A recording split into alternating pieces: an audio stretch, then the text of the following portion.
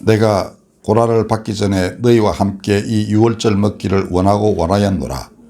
내가 너희에게 이르노니 이 유월절이 하나님의 나라에서 이루기까지 다시 먹지 아니하리라 하시고 이에 잔을 받아사 감사기도 하시고 이르시되 이것을 갖다가 너희끼리 나누라 하시더라. 아멘.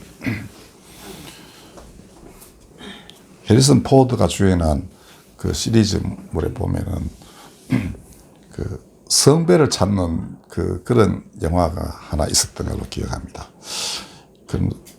이 서구 유럽인들에게 성배는 정말 환상의 그 보물입니다.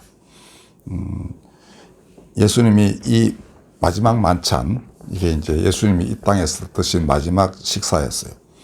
이때 제자들에게 이제 유월절 식사는 포도주도 있고, 그 다음에 떡도 있고, 그 다음에 쓴 나물도 있습니다. 그러면 이제 쓴 나물 먹고 이제 옛날 이스라엘이 애굽에서 종살이 하던 때 그 아픔을 늘 기억을 합니다. 근데 이 복음서에 나오는 예수님의 유월절 식사에는 쓴 나물 먹는 이야기는 없어요. 새로운 계약이 맺어진다는 이제 그것이 주된 내용입니다.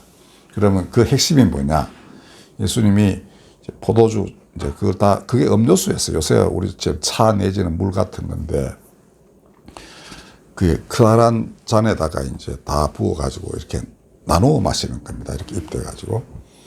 그래서 그걸 이제 하나님께 감사 기도를 드리고, 그 다음에 본인도 드시고 제자들에게 너희끼리 나누어 마셔라 라고 합니다. 그 다음에 보면은 이거는 그 뒤에 보면은 이 잔은 내 피로 세우는 새 언약이다. 그리고 곧 너희를 위하여 붓는 것이다 라고 했습니다. 그러니까 이게 이제 피를 예고하는 그런 이제 자신의 죽음을 예고하는 그런 이제 그 말씀인데, 어쨌든 이제 이 잔에 담긴 포도주를 제자들은 먹었어요. 그 다음에 이제 또 떡을 떼가지고 이렇게 떡도 크다란 떡을 이렇게 뜯어가지고 나누어 주는 게 유월절 식사라고 합니다. 그것도 다 나누어 먹었습니다. 그래서 그 떡은 내 몸이다. 이것도 먹어라. 이렇게 하셨습니다. 거기서부터 우리 이제 성찬 예식이 이제 그걸 모델로 해요. 포도주 마시고, 그 다음에 떡 먹고, 이렇게 하는 거. 그거는 그의 피와 살이 내 몸에 들어와서 이제 내가 그와 하나가 되는 그러한 이제 상징적인 그 의식이라고 할 수 있습니다. 그러니까 그가 내 안에 들어와 사신다라는 거예요. 이제는 바울이 말한 대로 내가 사는 것이 아니고 내 안에 그리스도가 사신다. 그 예수님이 이제 처음 이 성례전을 이제 예상하셨는 것 같아요. 나중에 이걸 가지고 나를 기념하라 하셨거든요. 그러면 이제 이 처음 이제 식사, 그러니까 처음 성만찬, 즉 살아서는 최후의 만찬에서 그 성배는, 그 잔은 예수님의 이 피, 즉 보혈을 이제 담은 그릇이라고 할 수 있습니다.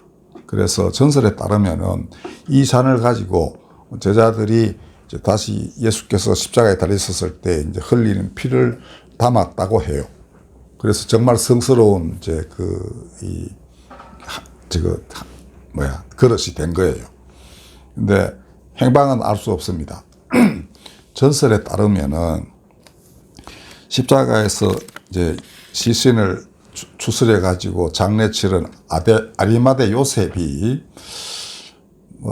성모 마리아의 외삼촌이라는 설도 있어요. 근데 그리고 예수님 어린 시절에 이제 그분이 예수를 데리고 영국 여행도 다니고 뭐 그랬다고 그럽니다. 하여튼 지어낸 얘기도 일 수도 있고 모르는데, 하여튼 유럽에는 그러한 전설적인 아주 그 재밌는 얘기들이 많이 전해져 내려와요. 근데 이 아리마대 요셉이 이제 그 성배를 가지고 그다음에 영국으로 건너가서 어느 곳에서 이제 교회를 세우고 거기에 그 안치를 했다고 그럽니다. 그리고 그게 이제 자기가 가져갔던 지팡이를 꽂으니까 그게 나무가 되었다는데, 지금 영국에 무슨, 제가 그 전에 한번 설교 때 말씀드린 적이 있어요. 몇 년 전에. 그런 아주 신비로운 그런 얘기가 있습니다. 여하튼 이제 예수님 십자가에 달렸었을 때 맨 마지막에 어느 병사 하나가 창으로 찌르죠. 그 창날도 뭐 이렇게 어딘가 그거다고 그러면서 이렇게 되어 있고요.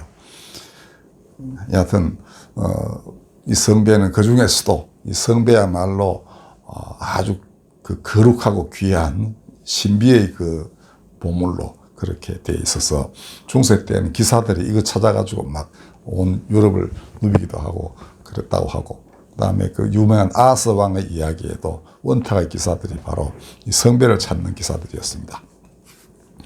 자, 그런데 오늘 말씀드리는 성배는 그 사라진 성배가 아니고 우리 앞에 놓여 있는 성배를 제가 말씀드리려 하는 것입니다.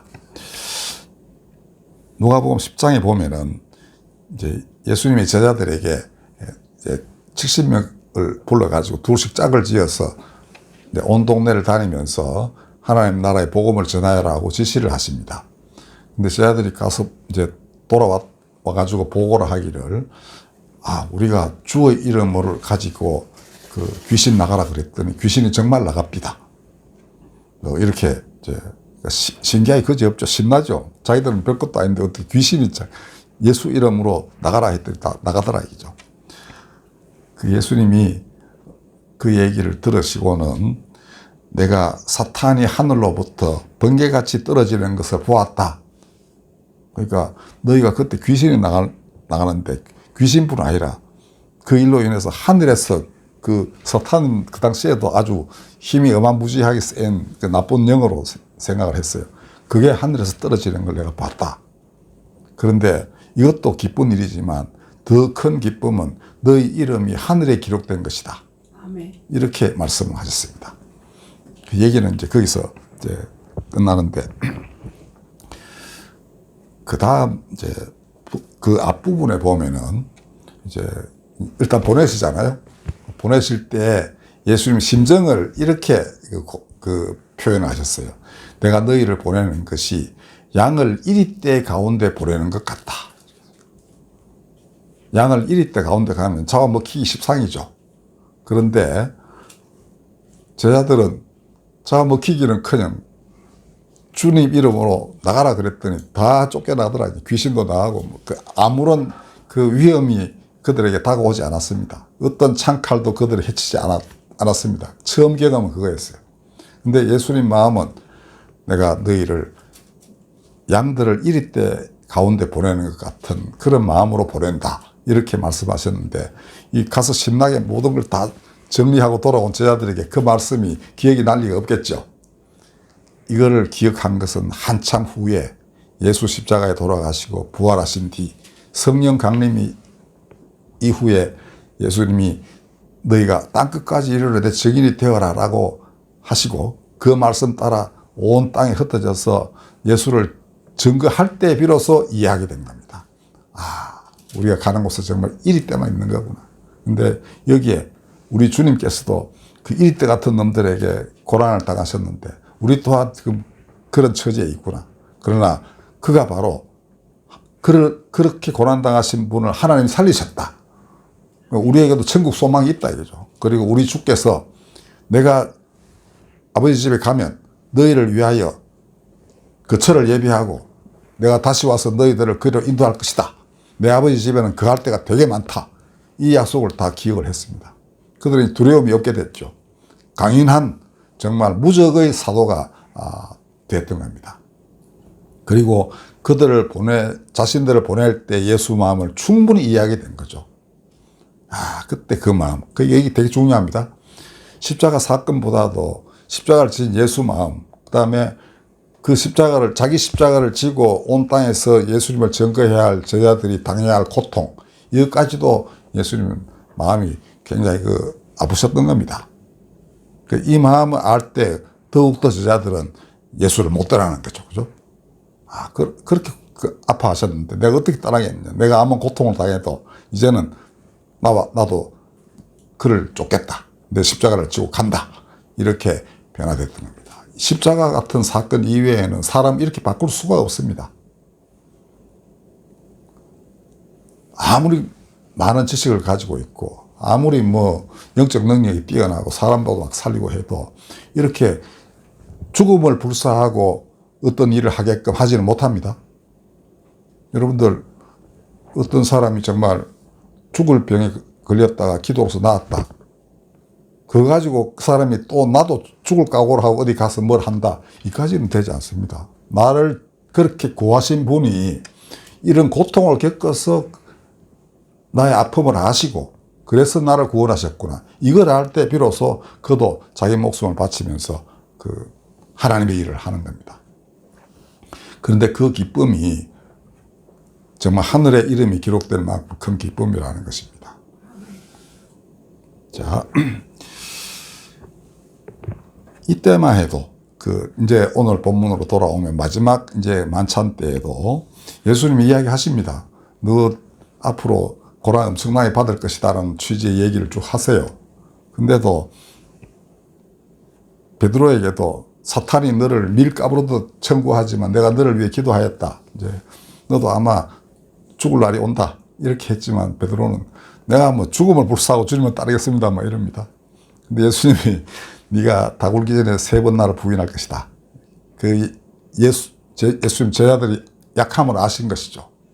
근데 이들을 어떻게 강하게 만들어서 이리때 가운데 보내가지고 정말 이리들을 양으로 바꾸게 할 것인가. 예수님의 양치기가 참 되는 게 참 어렵습니다. 그리고 자신의 양치기로 그들을 이 어리석은 자들을 만들어내는 예수님도 고통이 참 크셨겠죠. 그러나 어쨌든 이들은 결국 모든 것을 이기고 사도로서 우뚝 서게 됐습니다. 자, 그런데 이 장면을 보면은 예수님이 이제 이자 나누어 마시라 하면 저렇게 마십니다. 그 다음 예수님은 이건 내가 너희와 세우는 새로운 계약의 그 증표다.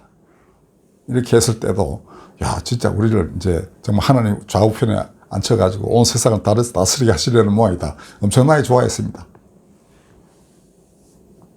그런데 바로 그 다음에 예수께서 겟세마네에서 이 잔이 나에게서 지나가게 해달라고 간곡하게 피땀 흘리며 기도하실 때는 다 잠들었어요. 왜냐하면 그들은 엄청나게 거룩하고 고귀한 고통도 없고 그 다음에 뭐 힘만 가득 넘치는 이런 영광스러운 자리가 보장될 줄 알았는데 그러니까 예수님이 그렇게 왜 기도하시는지조차도 아마 몰랐을 거예요. 피땀 흘리는 것조차도 몰랐을 거고 무슨 기도를 하시는지도 몰랐습니다.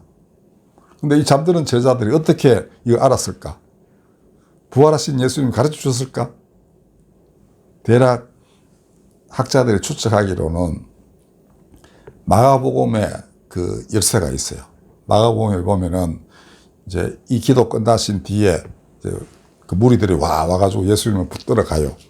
근데 그때 웬 청년 하나가 이제 겉옷, 옛날에는 추우면 이제 그 담요 같은 겉옷을 입고 있는데 그걸 벗어 던지고 알몸으로 도망쳤다라는 난데없는 기절이 하나 있습니다. 이거는 마가의 다락방에서 마지막 만찬을 하시거든요. 근데 마가 집안하고 예수님 되게 가까웠습니다. 그 마가는 이제 슬금슬금 따라다니면서 이것저것 기웃거리기도 하고 이렇게 했는데, 우르르 이제 찬송 부르며 겟세마네로 가시거든요. 그 겟세마네라는 게 이제 포도주 만드는 그런 곳인데, 마가의 집에 그 부속된 양주장쯤으로 생각하시면 돼요. 근데 거기 가서 이렇게 보고는, 그 다음에 왜 저렇게 간절하게 기도를 하시나 이러고 있는데 일이 벌어진 겁니다. 무슨 기도를 하시는가 한번 보니까 제자들은 자고 있고, 자고 있으니 고요할 거 아닙니까? 마가가 다 들었다는 거죠. 그래서 이게 마가가 전한 예수님의 마지막 기도, 이렇게 대략 추측을 합니다. 자, 어쨌든 그들은 의기양양 기고만장했을 때는 예수님의 고통을 몰랐어요.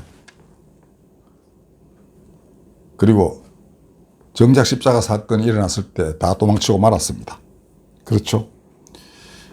자, 그러나 부활과 성령 강림을 경험하면서 비로소 그들이 거듭나고 비로소 그런 의기양양한 기쁨과 권위가 아니라 십자가를 짐으로써 하나님 나라를 이 땅에 임하게 하는 그 일이야말로 진정한 기쁨이라는 것을 깨닫게 됐습니다.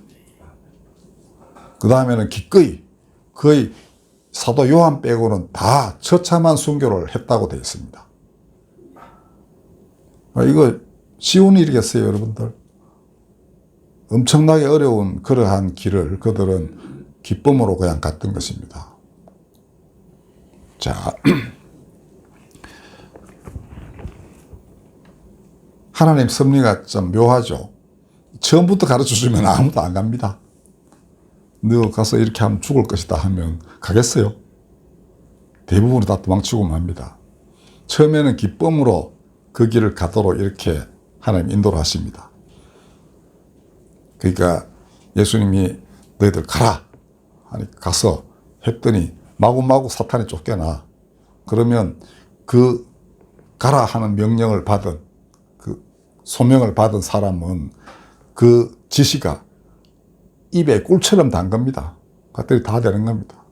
근데 이 마지막 하나님 나라를 이 땅에 이루기 위하여 자신이 십자가를 져야 할 때는 정말 그 감당하기 힘듭니다. 그걸 정말 이제 진짜 수행해야 될 때는 그게 뱃속에서 써가지고 도저히 소화가 안 되는 것입니다. 그래서 도망을 치는 겁니다. 그러나 예수님의 고통을 이해하게 되면 결국 그까지도 다 넘어서게 돼요.